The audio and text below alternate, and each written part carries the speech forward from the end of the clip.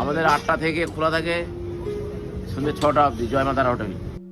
ঘুরতে ঘুরতে আবার চলে গেলাম সেই বিখ্যাত ডেকার্স লেনে জয় মাতারা হোটেল, এই আপ্লুত মুখ আলা অরুণদাকে দেখার জন্য এবং অরুণদার আজকে ননভেজ কাউন্টারটি ট্রাই করার জন্য।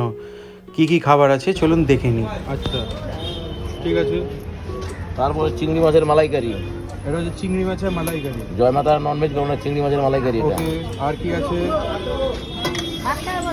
রাজা মটন। হ্যাঁ হ্যাঁ, মাটনগুলো দেখুন বন্ধুরা, রাজা মটন দেখুন, রাজা মটন। ওকে, আর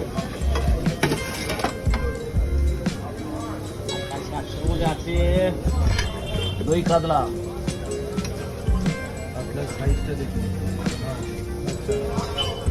তারপরে আছে পাবদা মাছ, ওকে, ভোলা মাছ, পাম্পলেট মাছ, চারা মাছ, ট্যাংরা মাছ।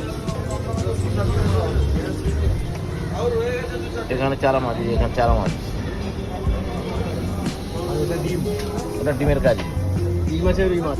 রুই মাছ। আর ওটা আছে মাছের ডিমের বড়া, ওটা বেগুন রাধারানী।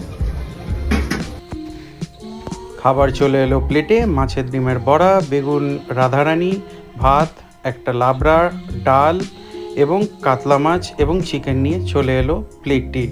ডালটা ছিল ঘরোয়া স্টাইল রান্না, কাতলা মাছের পিসটা ছিল বেশ বড়, 80 থেকে 100 গ্রামের সাইজ তো হবেই, এবং কাতলা মাছের যে গ্রেভিটা ছিল, দই কাতলা, যেটা বেশ ভালো ছিল, কিন্তু টেস্ট ওয়াইজ অতটাও আহামরি নয়, কিন্তু চলতি ওয়াইজ ইটস গুড।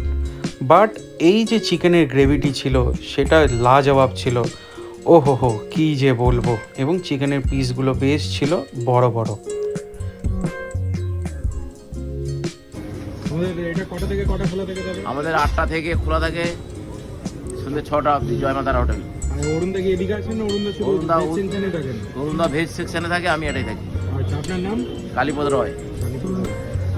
ভিডিওটি ভালো লাগলে লাইক করবেন এবং চ্যানেলটিতে সাবস্ক্রাইব করবেন। Thank you.